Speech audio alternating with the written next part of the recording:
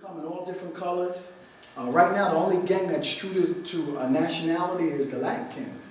You have to prove some kind of Hispanic or Latin descent in your generational family in order to get involved. But any other gang will recruit anybody. They got websites now that you can get on, and you can go on that website, and I don't care, they'll recruit your grandmama. They don't care. Age, color, it doesn't matter. Okay? If you see they're throwing up the signs, that's a 6-point crown, which indicates that this particular gang is a part of what nation? People nation. No, folk. Remember, because it's 6. So it's the 5s and the 6s. Okay? Why am I concerned about gangs? Well, the bottom line is that a single adolescent criminal career of about 10 years can cost taxpayers between $1.7 and $2.3 million. I don't know about you, but that'd be a great way to pour into the school districts to lower my taxes. You know, also, we can do so much more with that kind of money. And if you're going to spend that kind of money, why don't we grab some of our teenagers and send them to colleges so that they can get educated, you know? Also, every community needs to take a thorough, objective, and comprehensive gang assessment. Because what I found is that everywhere I go, people want to ask me, well, do you know, is there gangs in my community? Well, you live there. You be the better one to tell me if there are gangs in your community. And I can share with you what an assessment would be, but everyone needs to take one so that they'll know. Okay? So when we talk about the differences between graffiti, remember there's a difference between a graffiti artist, tagging, vandalism. It's individual. That individual is only trying to get his name in lights. Also, he's just a graffiti artist. That's one individual, one particular person, and that's all that's going on with that person. Problem with gang graffiti is that here's an individual who creates now vandalism, but he's also marking off territory, which is very bad. Turf wars, drug sales, and prostitution.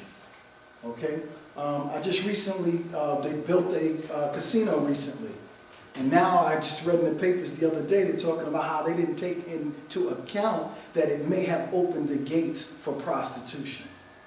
But that's what gambling does. It brings in a negative element into the community.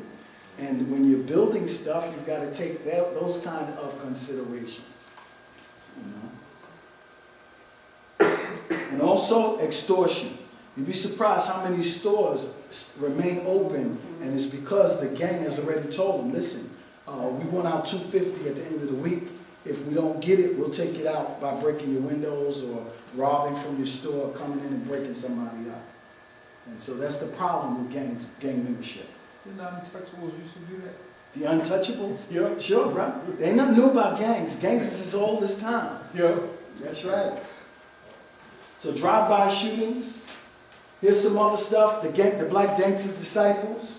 By the way, that picture I showed you, the white kids in that picture, were all black gangster disciples. Like I said, they don't care. They recruit anybody. All right? But that's some of the symbols. You see the money symbol? That also represents drugs. That they're selling drugs for money. The pitchforks up represent that that's for the folk nation, that it's a powerful dominion for them. A lot of language that you hear a lot of times is 5 dropping, 6 popping, or 5 popping, 6 dropping. That's lingo, and it talks about the 5s and the 6s. What are they really saying? Well, if this was probably written by either a Crip or some folk member, and he's dissing a 5-person member or like a People Nation member.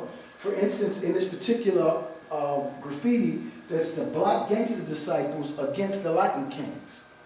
And you'll see that the Black Gangster Disciples are saying 6 popping, 5 dropping. And what they're saying is, if you notice even the crowns, those are crowns, by the way. Okay? And the TAK, take out all kings. Okay? That's what that stands for. And you notice the crowns are pointed upside down.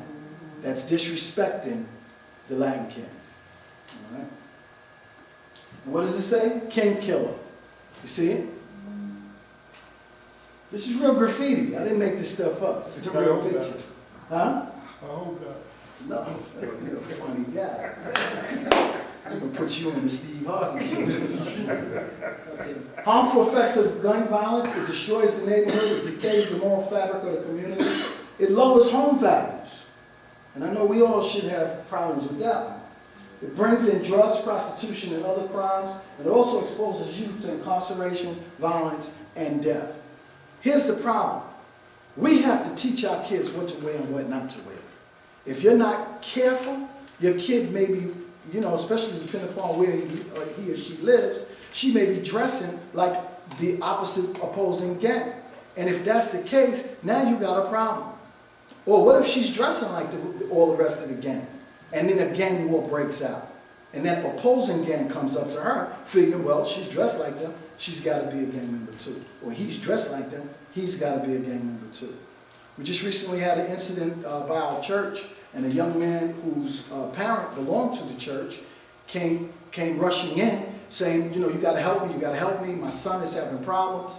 Come to find out, the son was jumped by a gang member.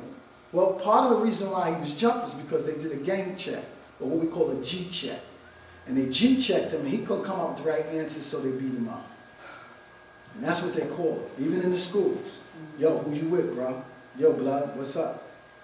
Or they'll say, what's up, cuz? What's cuz? They use cuz for the Crips.